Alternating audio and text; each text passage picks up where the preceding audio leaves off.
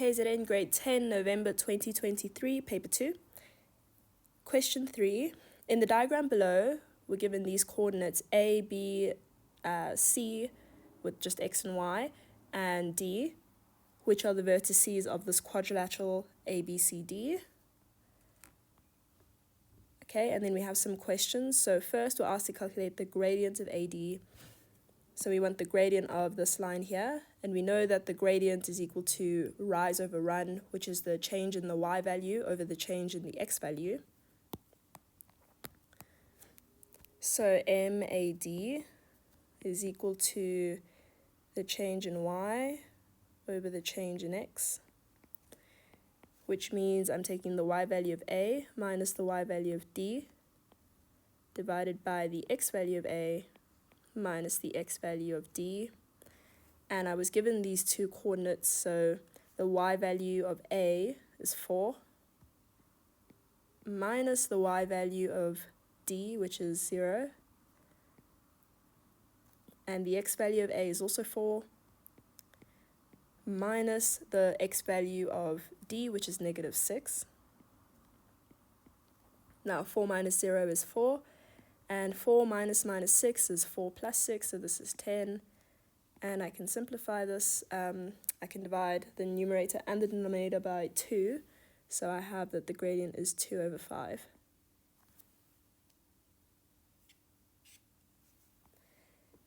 In the next question, determine the equation of the line BC, which is parallel to AD. So I want the equation of this line BC, and I'm told that it's parallel to AD. So straight away I know that if these two are parallel, they have the same gradient, so m of BC is going to be equal to m of AD, which we just found to be 2.5.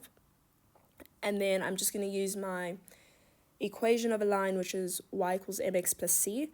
I have a y value, I'm going to use the b, because I just need one coordinate that lies on the line to be able to get the equation of the line. I need one coordinate and I need the gradient. So for y, I'm going to put in y minus y1. I'm going to put in this y value for b, which is negative 1. And then it's equal to m. I found that the m was 2 over 5 because it's parallel to this line AD. And then that's m times x minus x1. And the x I'm going to use is the x of b, which is 2. So the first thing I'm going to say is that MBC is equal to MAD, which is 2 over 5, and that's because they parallel, I was told. Then the equation of a line, I can use this equation.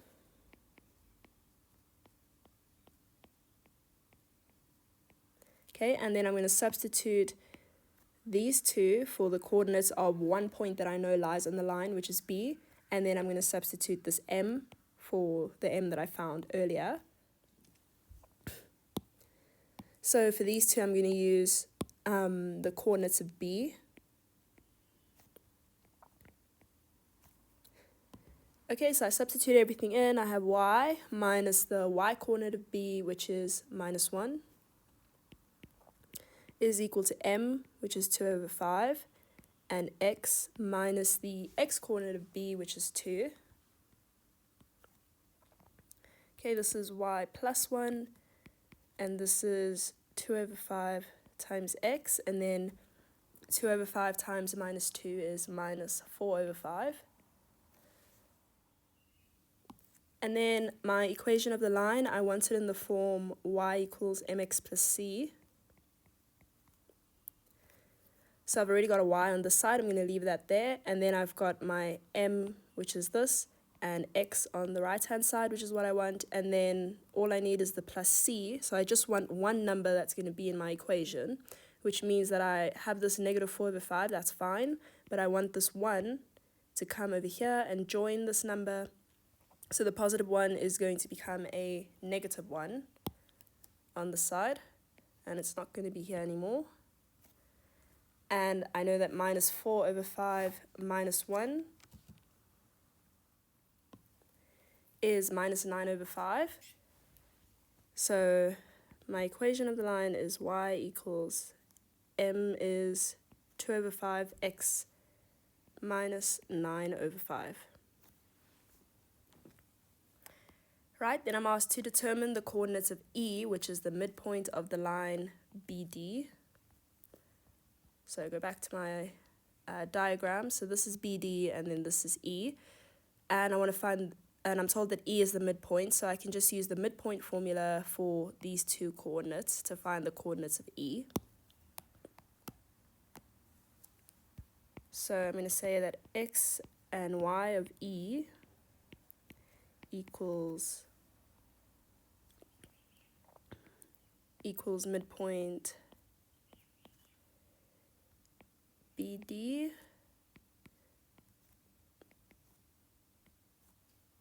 and that's equal to the for the first bit, the x coordinate of E is going to be the x coordinates of each of these points added together, divide by 2 to get the halfway, and then with the y I do the same thing, y of B plus y of D divided by 2 to get the halfway.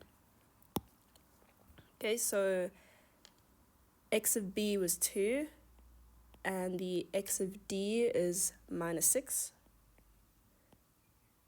over 2, and the y of B was minus 1, and the y of D is 0 over 2. Okay, so the x coordinate of E is 2 plus minus 6, which is minus 4, divided by 2 is minus 2.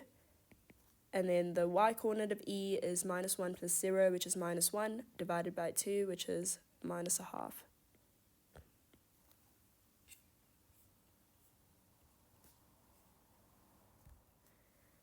Okay, 3.1.4. Now I'm told that the quadrilateral ABCD is a parallelogram, and I'm asked to calculate the coordinates of C. So if this is a parallelogram, that means that these diagonals bisect each other, which means that if E was the midpoint on this one, on this line,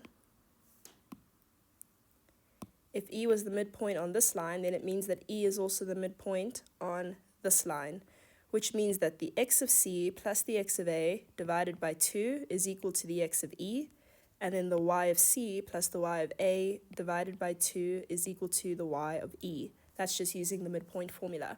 So I know that E is the midpoint because of the diagonals bisecting in a parallelogram, and so I can just write an expression for the coordinates of C by saying these x's added together divided by 2 is the midpoint x of E, which we've just found, and I do the same for the y values divided by 2 y of E, which we've just found.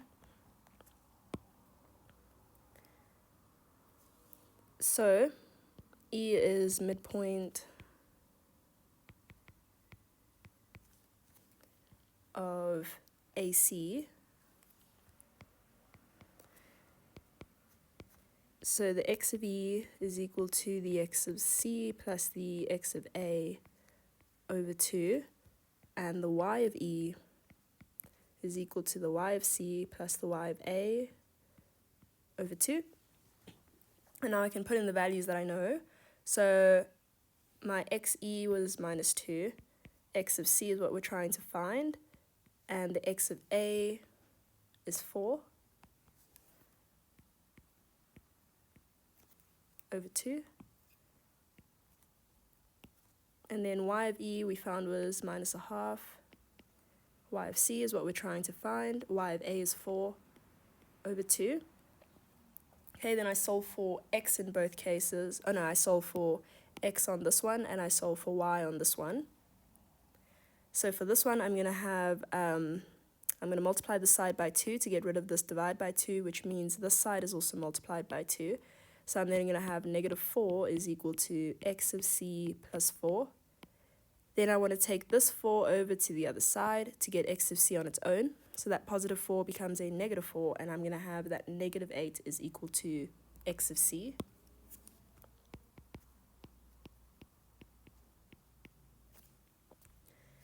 And then similarly on this side, I'm going to multiply everything by 2. So on this side, I'm going to have minus 1, and that's going to be equal to y of C plus 4.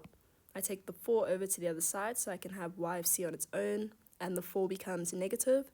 So I'm going to have minus 1 minus 4 is minus 5, and that's equal to y of C. And then I have my coordinates for C. So -8 and -5, and I go back to my diagram, and this makes sense, right? Because I expected the x and y to be negative, and I expected the y value for C to be a bigger number than the y value for B because it's lower down in the diagram, and I expected the x value for C to be a bigger number than the x value for D because it's more to the left in the diagram. Then 3.2, we're given these points P, Q, R, and S with the x value missing for x, and we're asked to determine the value of x if PQ is perpendicular to RS. So I know that if two lines, PQ and RS, are perpendicular, then that means that the gradient of the one multiplied by the gradient of the other one must equal -1. Alright, so I know all of the values for P and Q, but I don't know all of the values for R and S. Remember this S, the x value of S is missing, which is what we're trying to find out. So I'm first going to find the gradient of P and Q because I have all the information that I need. So again, just using the gradient formula, it's change in y over change in x. So I'm going to have the y of P minus the y of Q over xp minus xq. So y of P is 3, y of Q is 4, over the x of P minus 2, and the x of Q is -1. So I have -1 over -3, which is 1 over 3. So I want a value MRS that when I multiply it with MPQ, it's going to be -1. So I want something that I multiply with 1 over 3, and I get -1. So this I multiply with something, and I get -1. And that is only true when the something is -3. So I know that the gradient of MRS must be -3.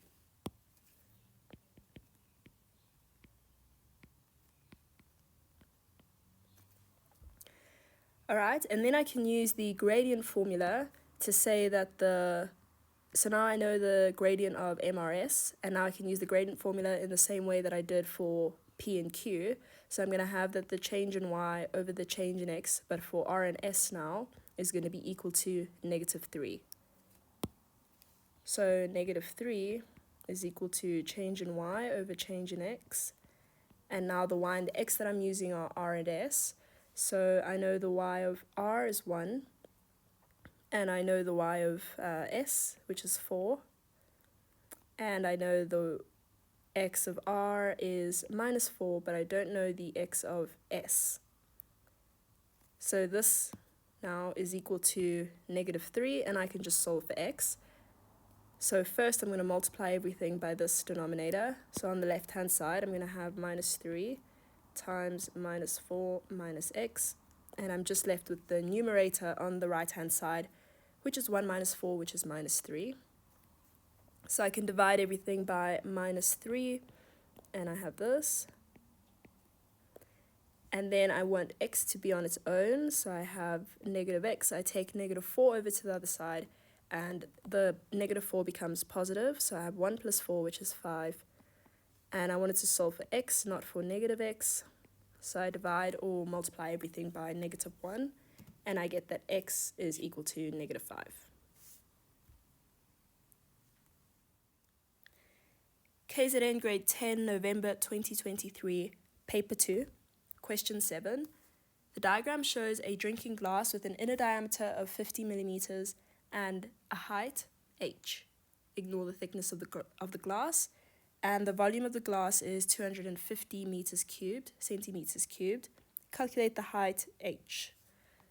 So first of all, I know that my formula for the volume of a cylinder, like I've got here, is that the volume is equal to pi r squared h. So I know the volume, I was told it's 250. I know pi, it's just a number. Then I need r, which is the radius of the circle, And I was told that the diameter is 50 millimeters, so I know that the radius is 25 millimeters.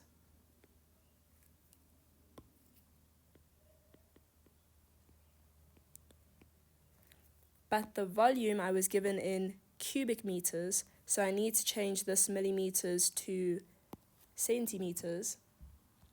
So R is 2.5 centimeters.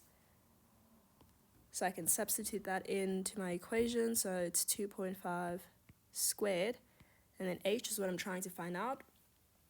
And then I'll just have H is equal to pi of 2.5, sorry, this is 250 divided by this. So it's 250 divided by pi times 2.5 squared, and you can just put that all into your calculator, and you get that H is equal to 12.736 centimeters. Okay, now we have that water is poured into the glass until it's 65% full. Calculate the total surface area covered by the water. So 65% full means that this height of the water is 65% of the total height of the glass that we've just found. So water height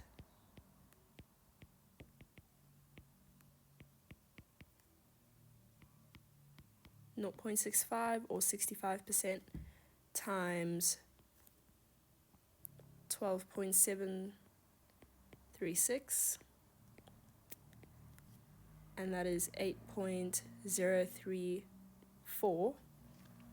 Then the surface area, we're going to use the new height, 8.034.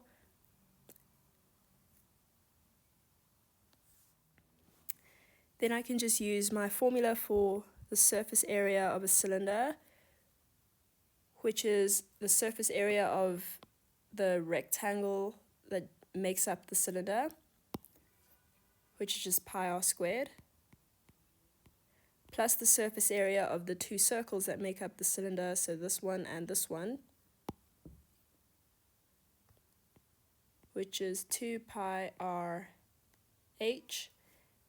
And now I'm going to use the same r that I had before in centimeters, so it's going to be 2.5, and then this h is going to be my new h that I found here.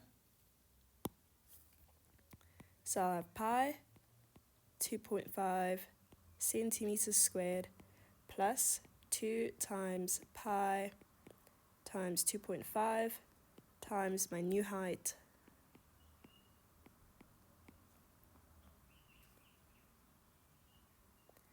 and I can put that all in my calculator, and I get that the surface area is 70.11 centimeters squared. And this is question 8. So we're told that in the diagram below, BD is parallel to EF.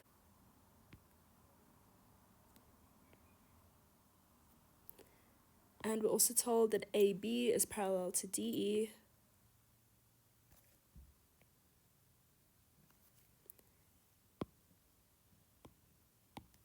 And BE is equal to EC. And AD is equal to 10. So 8.1.1 asks us to show that FC, which is this one, is equal to 5 centimeters.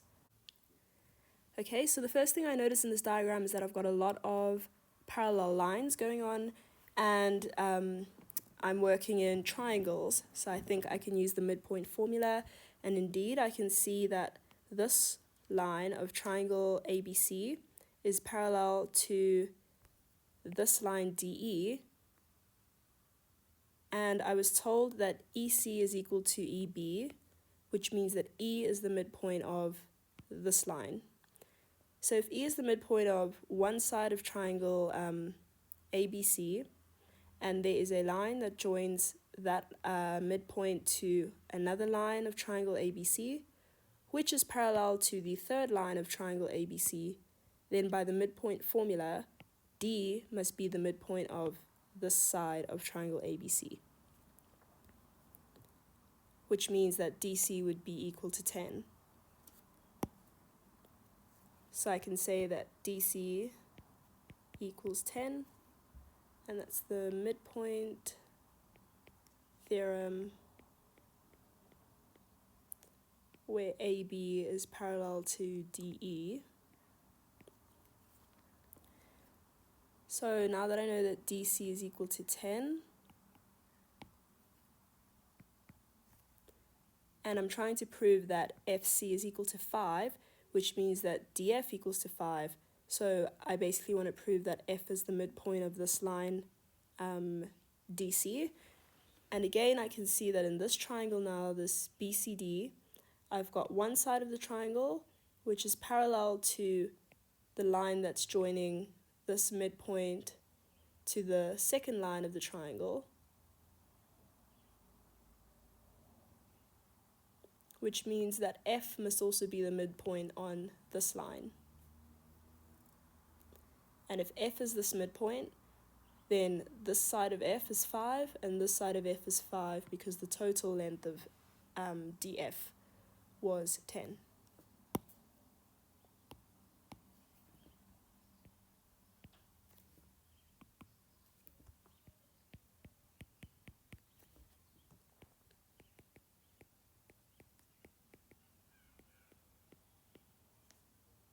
And this one is BD being parallel to EF.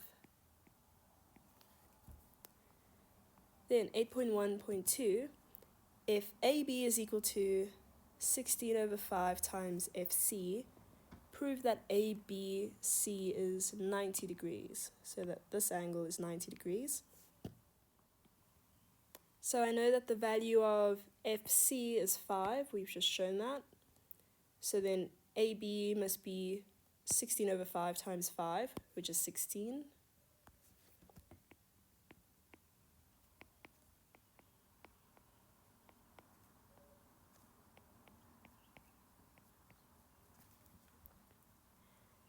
And we know that this one is 6 and this is 6, so the whole length of this side, BC, is 12.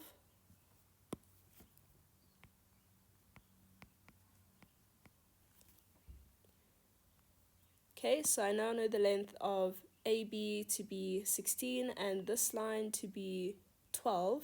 And now if this triangle has a 90-degree angle here, that means that by Pythag, AD squared should be equal to the sum of these two squared.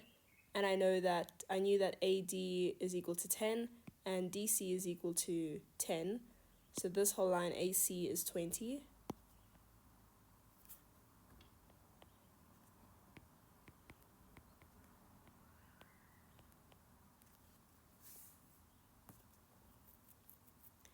Okay, so I want to see if 20 squared is equal to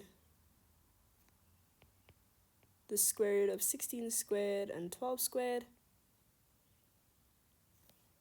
And you can check in your calculator, it's true. Therefore, that angle B is 90 degrees.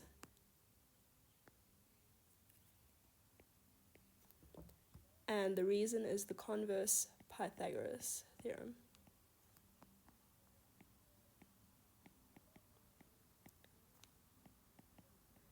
The reason I'm writing converse Pythagoras theorem is because the Pythagoras theorem says if I have an angle that's equal to 90 degrees, then the hypotenuse of the triangle squared plus the other two sides of the triangle squared are equal. But we're doing it the other way around. We're saying since the hypotenuse squared is equal to the sum of the other two sides squared, then that angle must be 90 degrees. So it's just the opposite direction of the Pythagoras theorem. 8.2, we're given this quadrilateral ABCD, where AD is parallel to BC. So these two are parallel. And we're told that angle B is equal to angle D. So these two are equal. Then to prove that ABCD is a parallelogram, I'm going to prove that both pairs of opposite sides are equal, so that AD is equal to BC and that AB is equal to DC. And I'm going to do that by the congruency of triangles. So I was already told that this angle is equal to this angle that was given in the question. Then since this line is parallel to this line, I know that by alternate angles, this angle is going to be equal to this angle, and this line AC is common. So then I can say that this triangle is congruent to this triangle, which means that the length of this side on that triangle is equal to the length of this side on this triangle, and this length is equal to this length. Then that means that the opposite sides of this shape ABCD are equal, or the pairs of opposite sides are equal, so these two are equal and these two are equal, which means that ABCD is a parallelogram.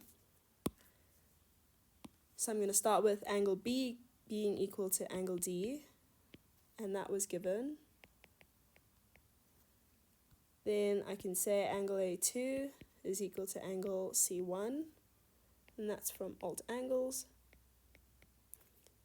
and it's from these parallel lines,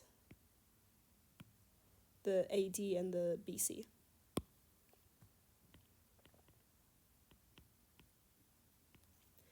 And then AC is common,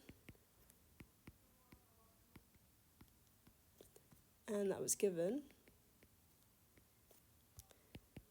Therefore, triangle ABC is congruent to triangle ADC, and that's from side angle angle. Therefore, AB is equal to CD, and AD is equal to BC, and that's from congruent triangles.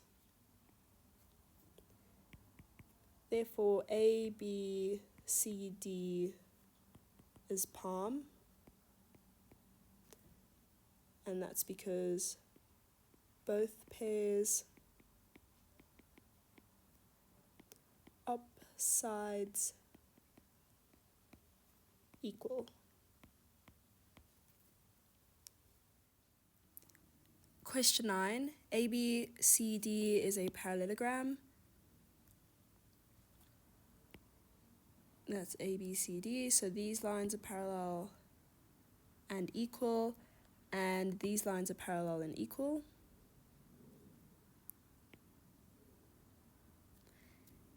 Then we're told that BH, which is this line, bisects this angle ABC.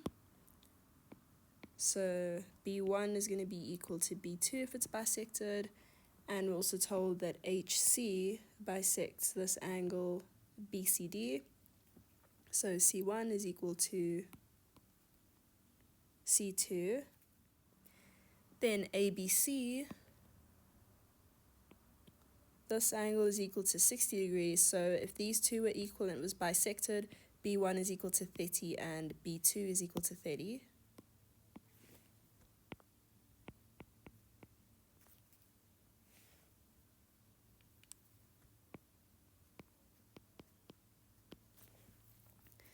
And we're told that angle F, that one is 120 degrees.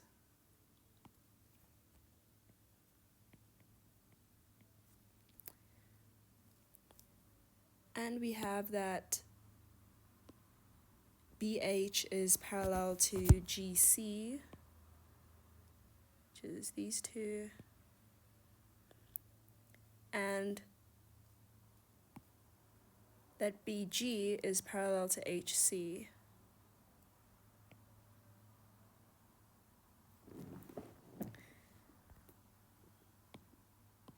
And then we have that AD is produced to E such that AB is equal to DE is equal to 30, that's been labeled.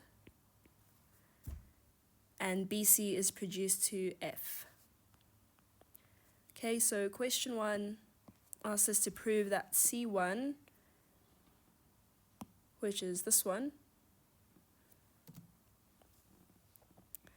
that C1 is equal to 60 degrees.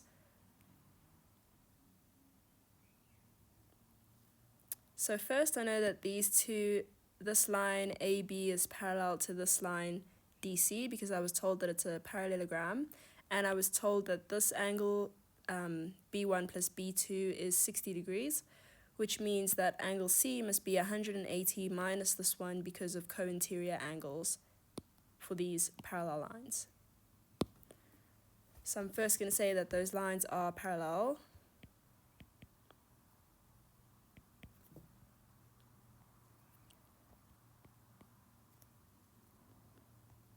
And that's from Palm ABCD.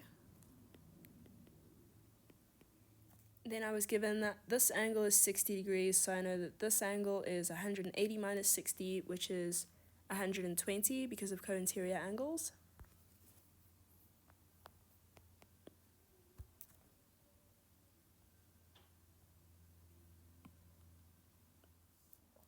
So this is angle BCD.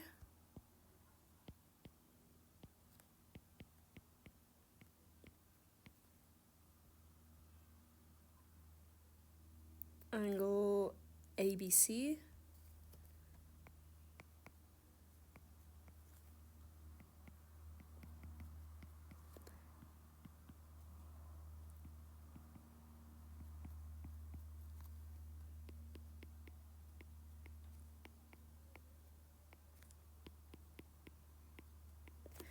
So 120 degrees is the size of this whole angle here, that's C1 and C2, but we were asked to just find the angle of C1, but we were told that this CH bisects this entire angle C1 and C2, which means that this angle is equal to this angle, so they're both going to be equal to half of this angle, which is half of 120. So I can say that angle C1 equals 60 degrees, and the reason is that HC bisects BCD. Okay, next I want to prove that BGCH is a rectangle, so that's this one, and I already have that these sides are parallel, so that's fine. So the other thing that I can show to prove that it's a rectangle is to prove that the opposite angles are 90 degrees. And I can do that because this line is parallel to this line, then this BC that's joining them. This angle B2 must be equal to this angle C4 because of alternate angles. And then similarly, since HC is parallel to BG and there's this line joining them, then this C1 must be equal to this B3 because of alternate angles again. So the B3 is going to be equal to C1, which we just found to be 60 degrees. And then this B2 is going to be equal to C4. And we know that B2 is 30 degrees, we were told in the question. And so C4 is 30 degrees. Then these two together is going to be 90, and these two together is going to be 90. And so the opposite sides, the opposite angles of the rectangle are 90 degrees. And sorry, the opposite angles of the quadrilateral is 90 degrees, and since these have parallel opposite sides, then that means that it's a rectangle. So I'm going to start by saying that B3 is equal to C2, which is 60 degrees, and that's because of the red parallel sides. And then I'm going to say that B2 is equal to C4 is equal to 30 degrees, and that's from the green parallel lines.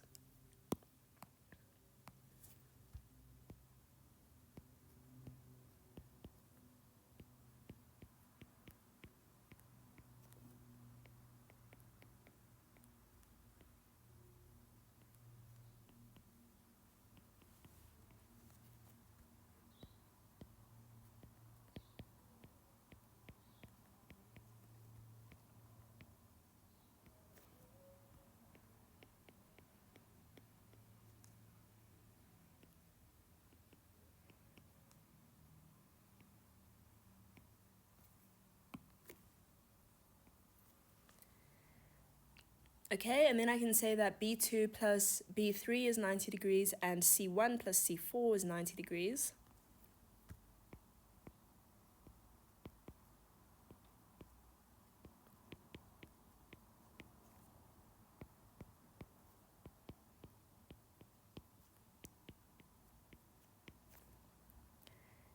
Therefore, that quadrilateral BGCH is a rectangle.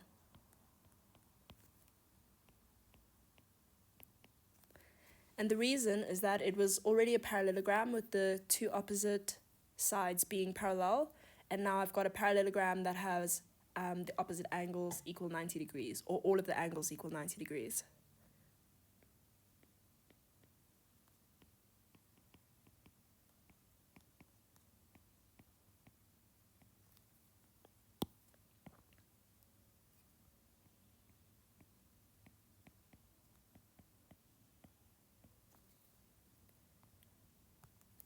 Then we want to prove that DC is parallel to EF. So that's these two, the DC and EF. So we were told in the question that F is 120 degrees. And I know this angle for C1 is 60 and this one is also 60. And so by angles on a straight line, these two are already 60 and 60 is 120, and the angles on a straight line is 80. So I know that this has got to be 60.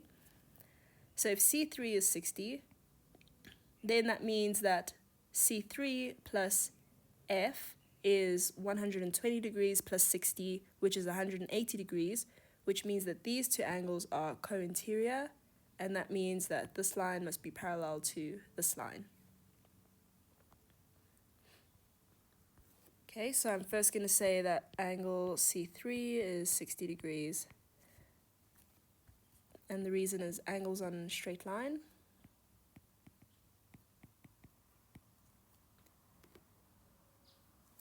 Then C3 plus, let's say F is 120 first.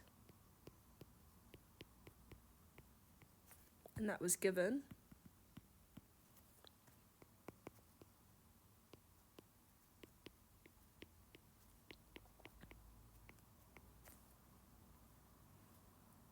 And therefore, DC parallel EF because of supplementary co-interior angles.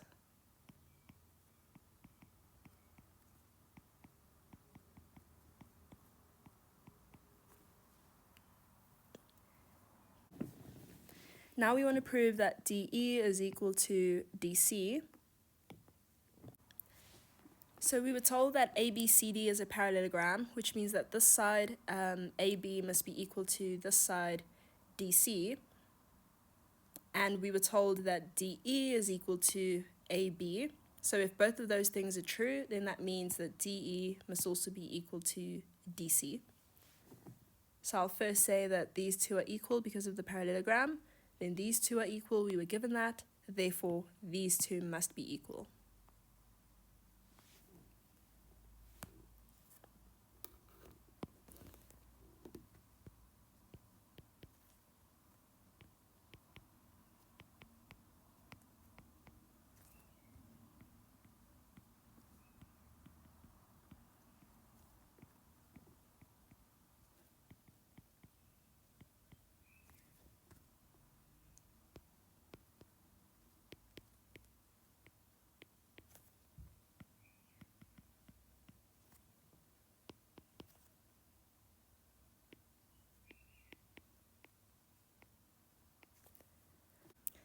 Then finally, we're asked to prove that DCFE is a rhombus.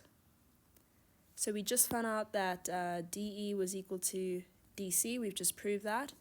And we know that this line must be parallel to this line because these lines DE and CF are just extensions of this parallelogram ABCD. So these are parallel. We proved earlier that these were parallel, so I know that DECF is a parallelogram. Then I've proved that DC is equal to DE, so the adjacent sides are equal, and that's the further step that I need to prove that a parallelogram is a rhombus.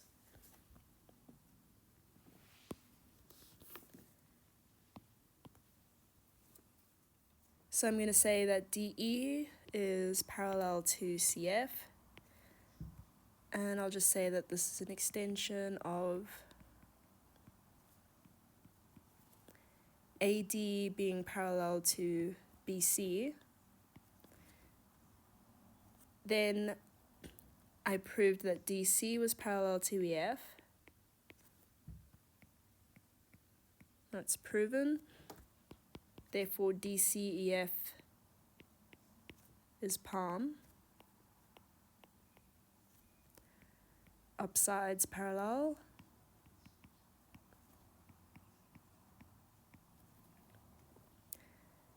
Okay, and then we just proved that DC is equal to DE.